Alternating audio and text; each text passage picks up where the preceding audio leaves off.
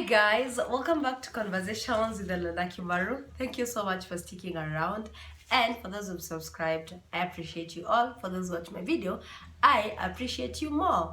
And anyway, I appreciate you. So if you've not subscribed, kindly do so. And on today's video, I want to talk about why I feel like you should not take a loan to start a small business. So I've been in business for a few years now, I think 3 to 4 years, and from personal experience, I would say I wouldn't recommend, and this is I wouldn't recommend, and the keyword here is I wouldn't recommend you to take a small, as in a loan, to start a small business. So, and these are some of my reasons why I feel like you should not take as a loan. Research has been done that shows that small businesses most of the times fail between the first and the third year. If you make it beyond the third year, then you should be like, you should pop those champagne bottles, drink, and cheers to that. Yeah, but a lot of small businesses usually fail between the first and the third year. And so let's say, for example, you have taken a loan to start a small business, and then things don't work out. Assuming you've already done your market research and you feel like, damn, this product, this service is gonna pick up, I'm gonna make a lot of sales and a lot of profit, and then it doesn't happen. Let's actually take a case of the pandemic. The pandemic happened. Assuming you were starting a business, say, for example, in January of 2020. And then by March of 2020, the business, like, things come down like tumbling because there's lockdown and all that. Let's say, for example, it was a restaurant business, and now people cannot gather, people cannot come to restaurants. The restaurant has been locked up, and you have a loan you need to service. Say, for example, yeah, you need to service, and you had been given like a grace period of 6 months, and maybe the person who's given you the money doesn't even care whether you're making a profit or you're making a loss. You're supposed to be paying back the loan, and now you're not making any money. Maybe you are actually, even you don't even have money to pay your bills. So then what happens? Do you see what I'm talking about? So that's why I feel like if you're a small business, I feel like it's not important. You should not take a loan to start a business, and you should look for, what is it called? You should look for alternative ways to get capital to start a business. I feel like, and although I know a lot of times if people ask us, why have you not started your business, you're always talking about these ideas. People are like, oh, I don't have capital, yeah. So for me, I kind of believe like it's always good to start small, okay? And small, for me, I feel like how you can raise now this capital to start your business could be, for example, you have a job and you want to start a side hustle or a business. I feel like you need to plan ahead and know, for example, I want to start a restaurant. This is the amount of capital that I need, like maybe say, for example, 100,000 shillings. And you're like, okay, this is how I will save. It will take me like 5 months to save to get to that point. I feel like when you start with your own cash, you don't have that pressure that comes with now running the business and now thinking about, oh, where do I get cash to service this loan? So, and if for instance, if something ever happens, you are kind of, you still have, like, you have your options. You're like, okay, I went, I incurred a loss and I am suffering here alone.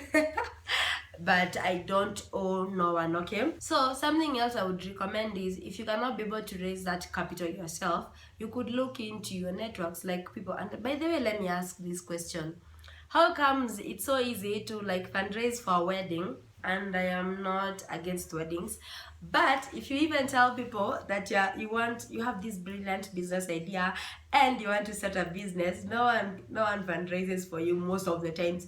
It rarely happens. And the way, when it comes to a wedding, people even set up like WhatsApp groups, and people are told to pledge, pledge. People are like, yeah, I'll contribute 1,000, I'll contribute 5,000, I'll contribute 100. Like, people contribute so gladly. But when it comes to a business, no one does that. I don't know what are the dynamics, but yeah. So for me, I feel like another way you could raise capital to start a business, you could look into your networks, people who could help you, whether it's your siblings, parents, friends, or colleagues. people who are willing to incur that, they're willing to help.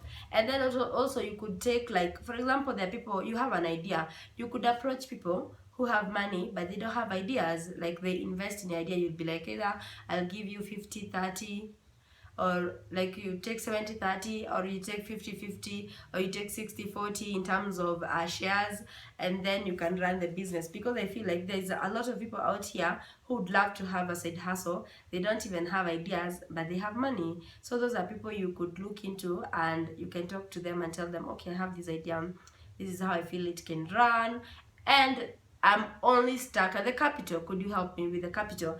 And you never know. You have to try. Businessman, you have to try. It's not easy. Yeah, so for me, what I'm trying to emphasize on is, I feel like always look for alternative sources of capital instead of like rushing into getting a loan, because as I said, anything can happen. A pandemic, as we have seen, can happen, okay? You might think that you have the perfect idea and then it doesn't work out. You could be thinking, I have the perfect product or service, and then people don't buy. Or you could have started and then another person sees your business and they're like, damn, and then they start the same business, and funny enough, I don't know how it happens, then they get to take all your customers away. Then what happens? You're left with a loan, a debt, and you don't know what's gonna happen to you, so you get up stressed and all that. So I feel like those are some of the reasons you should not take a loan, and you always should look for alternative ways to get that money, because there are so many sources of capital that you can look into before you get into that loan. And again, on issues to do with loans, I feel like a loan is good, especially when you're expanding. Say, for example, you've already set up your business, things are working out, you have you've employed people to run the business alongside yourself, you have a lot of customers, things are overflowing. Say, for example, it's a restaurant, people come, they order, for example, it's lunch, and they eat everything, and now you need to get more money to buy more cereals or more stock and all that. So it kind of makes sense, especially when you're a small business, to now look for a loan at that time, and now expand your business. Either set up another location, buy more stock, employ more staff, something of the sort. So for me, I feel like when you're expanding, that's when you need it, because you've already been through a phase where you have experimented, the business has picked up, you're making a profit, people appreciate your products and services, and they're like, now the demand is higher than the supply. Okay, the demand is higher than the supply. At that particular time, if you now ask for a loan, it kind of makes sense. So anyway, I hope that you found this video insightful. Thank you so much for watching. Until the next videos, adios.